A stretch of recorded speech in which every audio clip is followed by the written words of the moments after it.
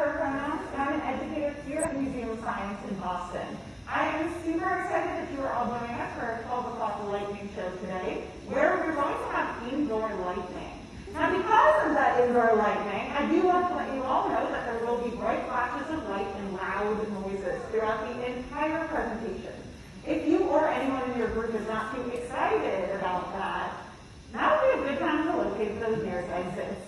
If you're on the very upper level there, or this middle level here, your nearest exits are probably the doors you all came in from, right behind you. If you're on this lower level with me here, and also all around the theater, we have two exit options. One is on my left. If you follow this red carpet, you'll get to a door that brings you down the stairs into a different exhibit. And in the back in Mathematica, there's an accessible exit that brings you down a ramp next to the theater of electricity and back into the rest of the blue wing. Now, I do have a few main requests for you all today. I am going to ask that since there's a lot of us in the theater for about 20 minutes during the show today, that we do keep our masks above our mouth and our nose at all times.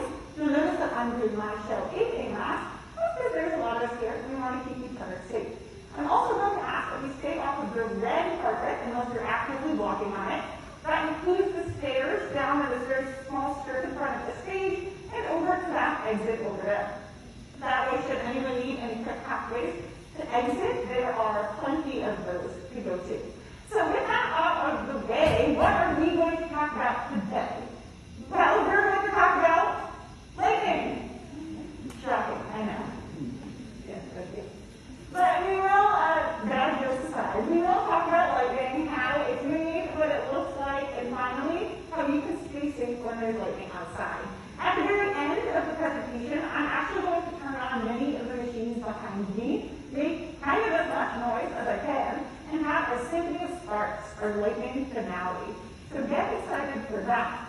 But first, I think it's time that we go ahead and introduce you to the star of the lightning show. Because unfortunately, I have been told that it's not me. Rather, it is the giant 3-story tall double column with the spheres on top behind me here. That is the world's largest air-insulated Van de Graaff generator.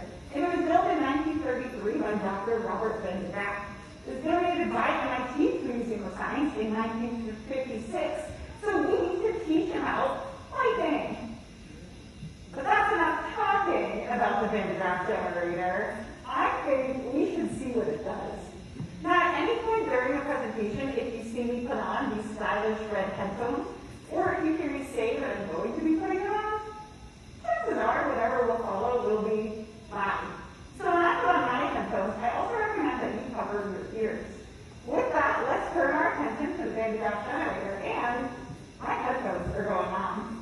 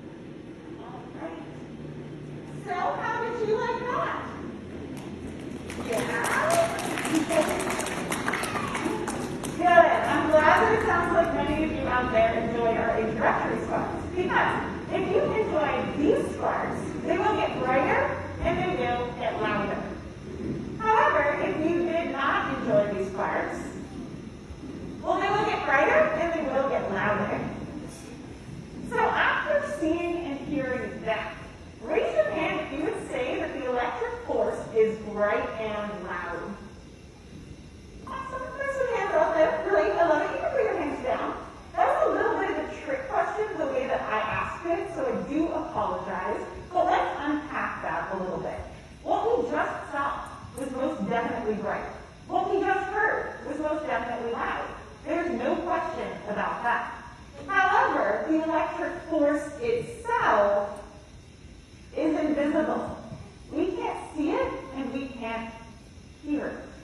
Kind of like another force we're familiar with, gravity. Do we see gravity? No, but we know it's there. We know that if I were to jump up, well, I come back down, I jump up floating off into space, and that's gravity pulling me down.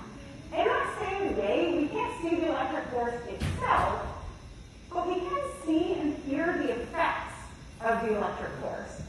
The electric force is made up by and moves electric charge.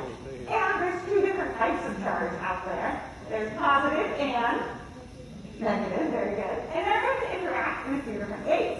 If we have two of the same charge, like positive and positive, or negative and negative, they're going to repel or push away. If we have two opposite charges, positive and negative, they're going to attract or come together. Now, almost everything in this world has charge.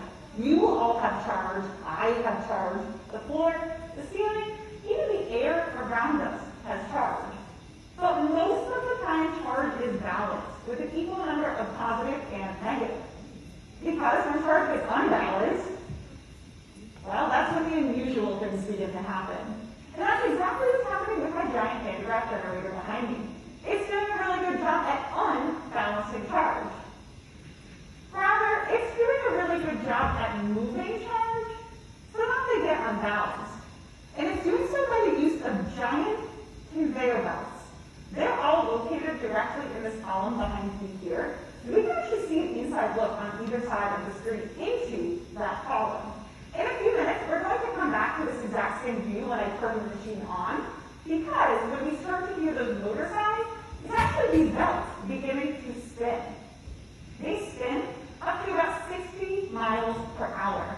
And I actually add charge to the bottom of the belts, and they carry that charge all the way up to the top of the domes.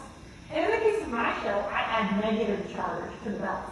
So all that negative charge ends up at the very top there. Only it doesn't really have anywhere to go. That is, until we send up something like that pole with the sphere on top, then all of those negative charges can jump across, down the pole, and out to the ground, where they get rebalanced. Only that jumping across keeps the air in between the Van de Graaff generator and the pole up to about 50,000 degrees Fahrenheit. That hot air produces a light, or lightning, and it vibrates a lot, making a sound, or thunder. So what we're really seeing and hearing are the effects of the electric force on the air. Now, we're going to come back when these belts are spinning in just a little bit, but I want to talk about some other cool machines that we have here. These two. These are Tesla coils. Nikola Tesla invented Tesla coils. He did not invent these two, and it's a very different situation than our Van de Graaff generator behind us. But these Tesla coils also produce sparks. However, instead of the 1 to 2 sparks per second that our Van de Graaff generator can make, where we can see and hear each one, these make 120 sparks per second. Our eyes are not able to distinguish each individual little spark, and our ears aren't able to distinguish each individual little popping sound. So instead, we hear this buzzing sound and we see this flickering light. Only that buzzing sound is not too exciting, but that's because these Tesla coils are doing 120 sparks per second every single second. But what if we could change the amount of sparks per second? What if we could do more sparks per second and then fewer sparks per second? Would that change the sound? Maybe. And we happen to have two other Tesla coils that can do just that. The two orange poles with the rings on top behind the wires on my right are able to change the amount of sparks per second. And they're able to do so in a way that we can actually control exactly when that change occurs. The result? Well, why don't we just listen to them? Once again, my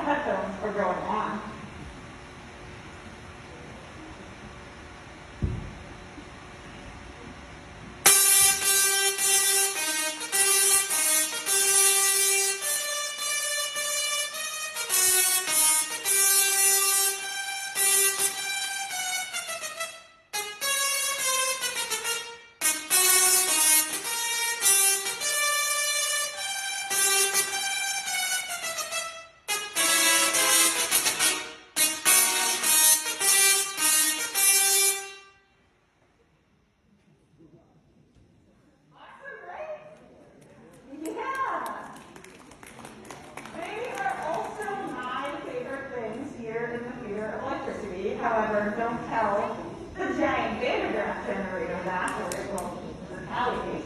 But we are going to see more of these Tesla coils. In fact, they will be the stars of our Symphony of Sparks at the end of the presentation. It's not going to be just me singing, I promise. They will be doing all of the singing for that finale. But right now, we can tell that by changing the amount of sparks per second, and doing so in a way that we can control exactly when that change occurs, we can make music. Or more specifically, we can make the Imperial March from Star Wars, absolutely. Now, as I mentioned, they will be back at the very end of the show with a little bit of a different pop culture reference, so look forward to figuring that one out. But for now, I want to take this opportunity, while I have all of you here in the theater with me today, to talk about safety. Because as awesome as lightning is, it can also be really dangerous, and we need to know how to stay safe. So, if you were in your backyard, or in your neighborhood, or even walking around Boston, and you started to hear thunder, where would you go? Inside! You need to go inside. You can go into your house, into the nearest building, into the Museum of Science, all really great places to go when there's lightning outside. But what if you drove to the park, or to the beach, and there were no buildings in sight? Well, now where would you go? Your car. Yes, you would go inside your car. You're safe inside your car. In fact, you're safe inside your car because of the... Oh, I heard two very different things out there. I heard rubber tires and I heard metal.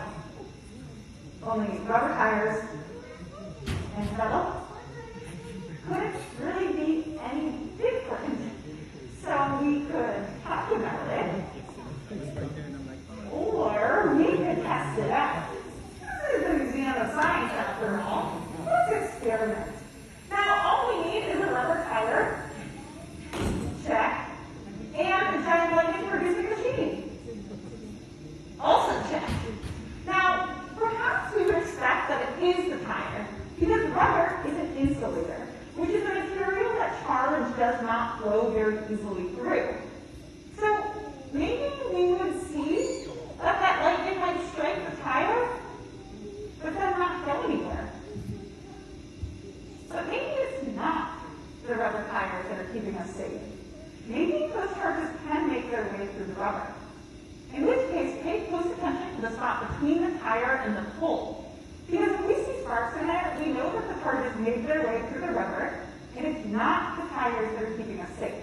I also want to get my belt camera up on either side so that we can see into the Van de Graaff generator, so that when I start the machine, we can hear the motors, we can see the belt as they begin to spin, which means all I have to do is add charge and we'll get lightning. So pay close attention to the spot between the tire and the pole, and find out what's going on.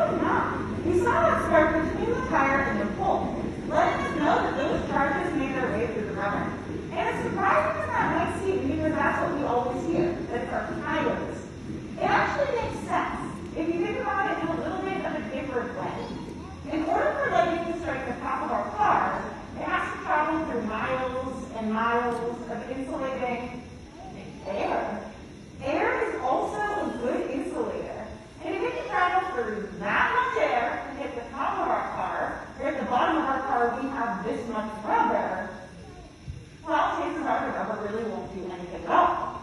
So if it's not the rubber, could it be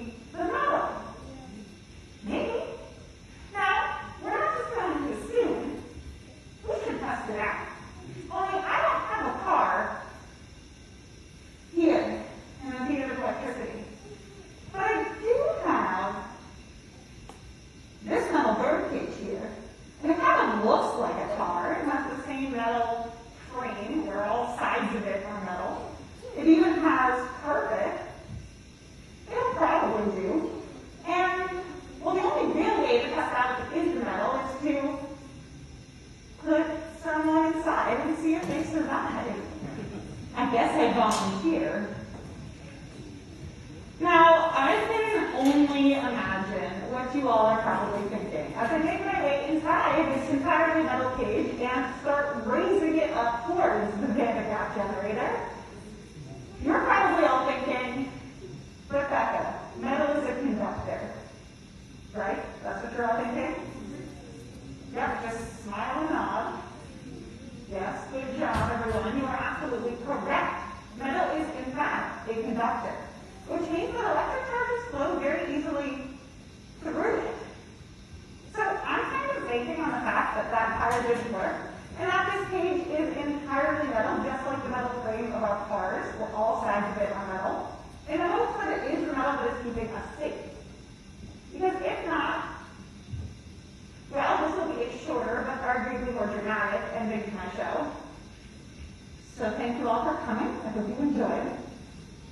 But you may not know what is or what is not safe for you to do inside of this cage, so you could make some guesses and predictions now. In the meantime, I make sure that I am the tallest thing in this part of the theater, most likely to get struck by lightning, which means I'm going to turn on my machine. We hear those motors, we know those belts have started to spin, so all I have to do is add charge, and we'll get some lightning. So wish me luck, definitely plug up those ears, and let's test this out. My headphones are definitely going on.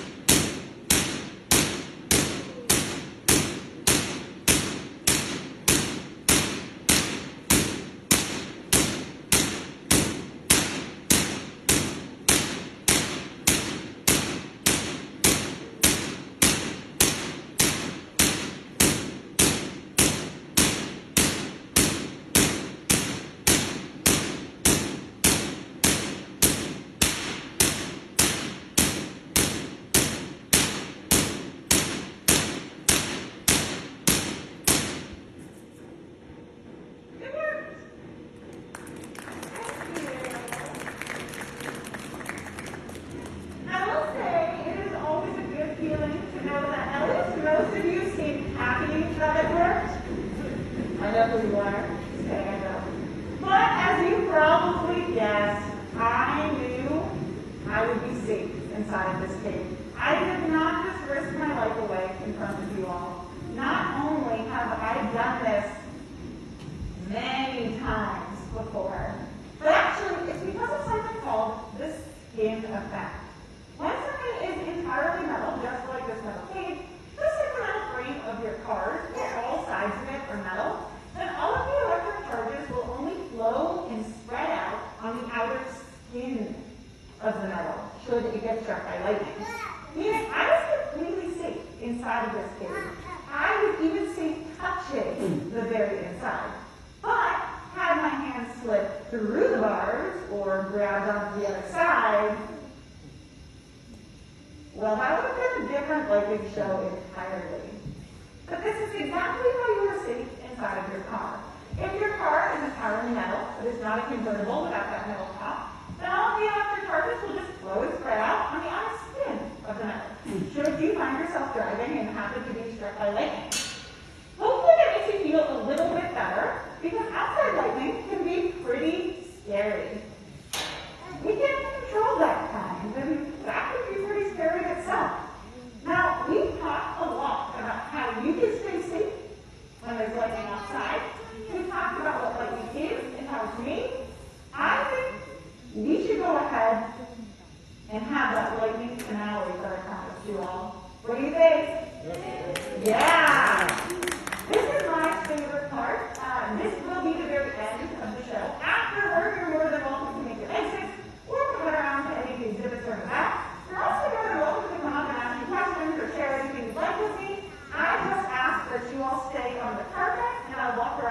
stage to get to you.